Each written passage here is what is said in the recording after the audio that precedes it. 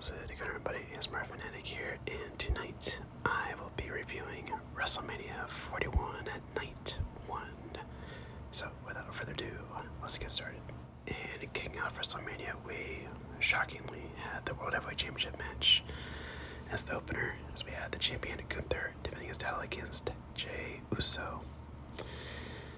Alright, so right off the bat, I will admit this match was enjoyable. I didn't hate it like some people. I thought this was a good back and forth match. Gunther got his offense in. Jey, unfortunately, got his offense in. So yeah, the match wasn't bad. I enjoyed it. But the finish was absolute dog shit. I hated the finish. Jey making Gunther tap out to his own finisher, the sleeper hold, whatever it's called. That is so unbelievable. And the worst part is that Gunther tapped out within, seconds. It was 4 seconds. What the fuck? If you're gonna do that, have, Gunther, be in that submission hold for, I don't know, a minute or 2 minutes, maybe. And then he just, passes out. Just seeing Gunther tap out to his own finisher by Jey Uso. No, fuck that. So yeah, and then Jey Uso as champion. I'm sorry, I just don't see him as a main eventer, an upper mid-carder at best, but he really should not have been in this spot at all. So yeah, it just the whole thing to me is just unbelievable. It's just not believable to me. So yeah, we indeed have a new World Heavyweight Champion, and his name is Jey Uso. So yeah, again, like I said, the match wasn't bad. I enjoyed it, but the finish was terrible. Just terrible. And next up, we had for the World Tag Team Championships, the champions, the War Raiders, defend their titles against the New Day. And this was a good match. I enjoyed it. But what really pisses me off about this match is that I really don't understand how this match was able to be on the card, but a triple threat TLC tag team match between Street Profits, Motor City Machine Guns, and DIY was not able to get on the card. Instead, it will be on this week's SmackDown. That is just absurd to me. Who the fuck made that decision? But yeah, that really just pissed me off. But anyways, back to this match. It was good. I enjoyed it. And Ivar, man, he is very, very talented.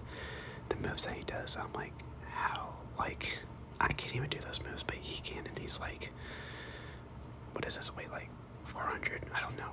He's a big dude, but he is very agile for his weight and size, so yeah, good match. I do wish the crowd was a bit more into this match, but I enjoyed it.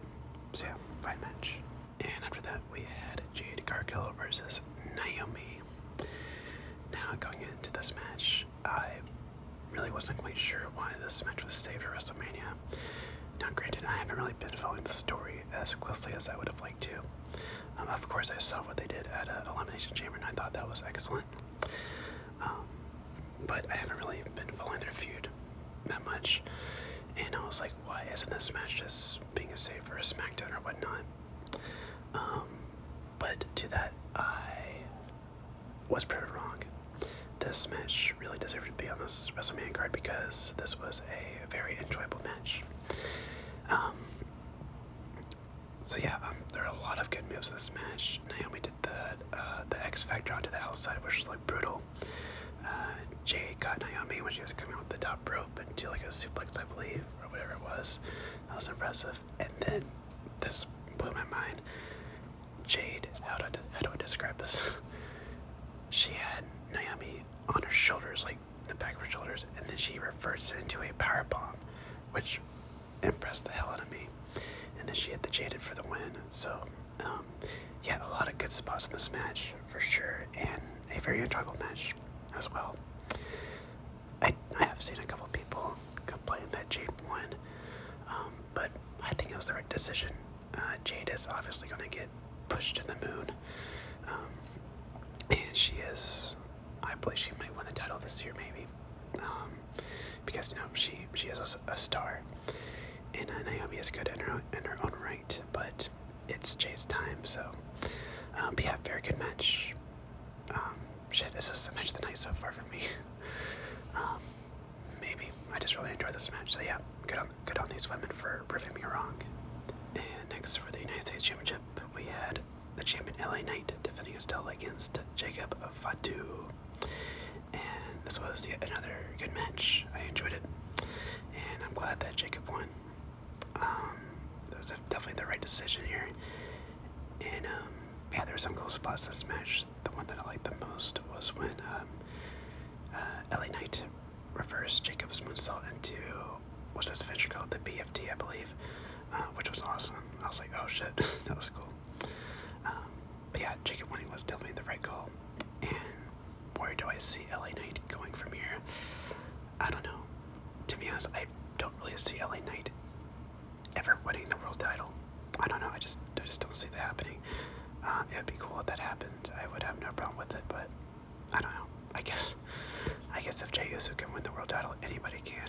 But anyways, yeah, good match. I enjoyed it. And then we had El Grande Americano versus Rey Fenix. Another good match here. I enjoyed it, but I will say this did feel like a Raw match. And again, going back to my point earlier, why wasn't the TLC tag match on the show, but this match was? I don't know. But yeah, a good match.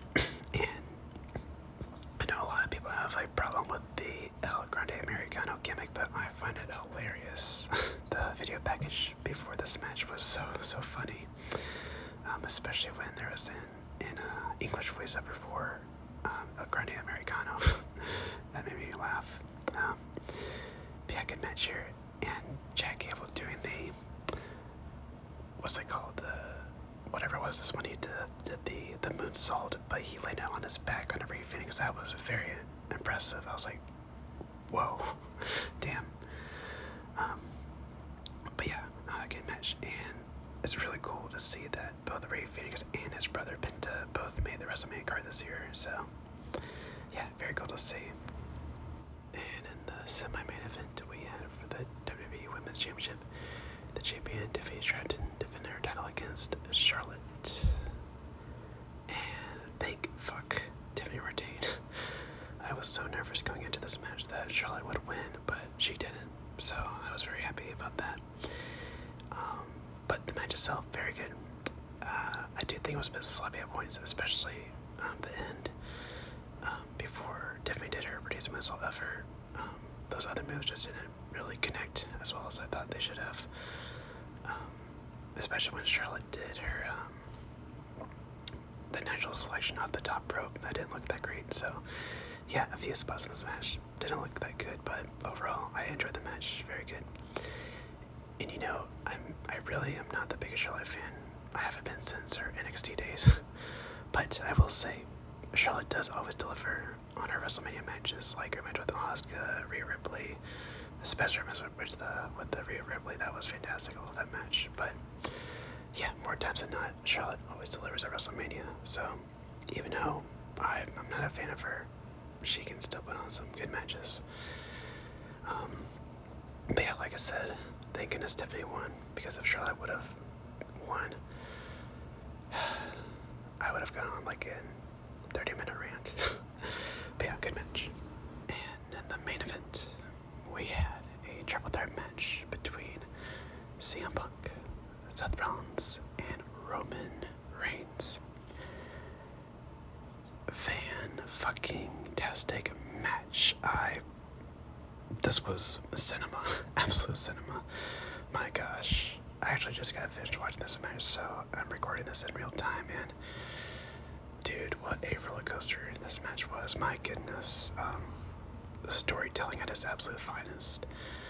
Now, I did expect Seth Rollins to win and for the polyamon turn to happen, but the way this was executed was perfect. Absolutely perfect. And there were tons of great moments in this match too. You know, honestly, this might be the best triple threat match in WrestleMania history, maybe of all time. Now, of course, the WrestleMania 20 triple threat match between Benoit, Michaels, and Triple H is great in his own right, but this match, man, I loved it. I loved everything about it. But yeah, going back to the match itself, tons of great spots. One of my favorites was when Seth Rollins tried to convince Roman to work with him to take out Punk, and they were about to go for the Shield Powerbomb to the announce table on CM Punk, but Roman didn't want to do it, so he hit Seth, gave a powerbomb to Punk and then to Seth, and then almost won with a spear. I thought that was a fantastic near fall. And then you had, in the end, Paul Heyman.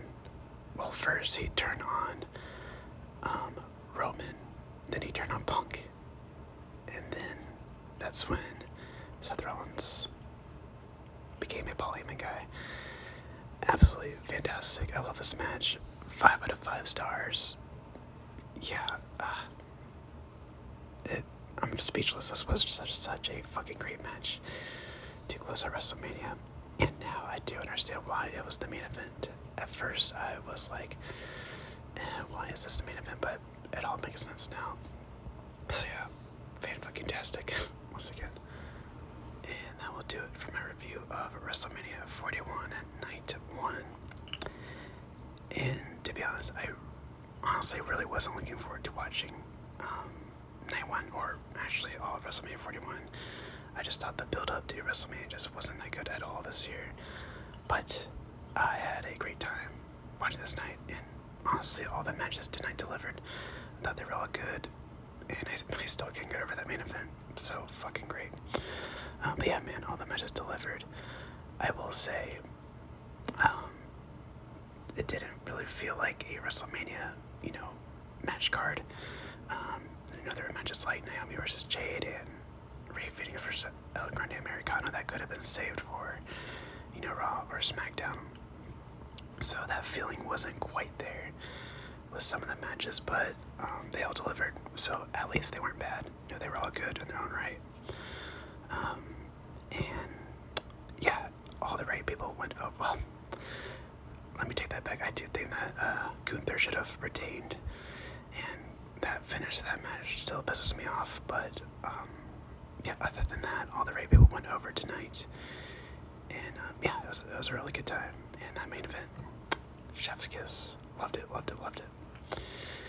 So yeah, if I could give a rating to Night 1 of WrestleMania 41, it would be probably an 8.5 maybe. That triple threat match alone is like a 10 out of 10. I love that match so much. Oh, by the way, I've been seeing a lot of hate for Night 1 on X, Twitter. Like, people really didn't like the show of Night 1. I enjoyed it. So, I guess they were just pissed that Jay won, and some of the matches didn't belong on the card, but, if the matches are good, then I really have no problem with this show. So, yeah, Night 1, good stuff. And Night 2, I am looking forward to it a tad bit, given how much I enjoyed Night 1. So yeah, it'll be interesting to see what happens tomorrow on Night 2. So yeah. Anyways, that'll do it for this review. As always, if you guys enjoyed, and let me know in the comments down below what you guys thought of WrestleMania 41 Night 1. And with all that being said, this has been the ASMR Fanatic signing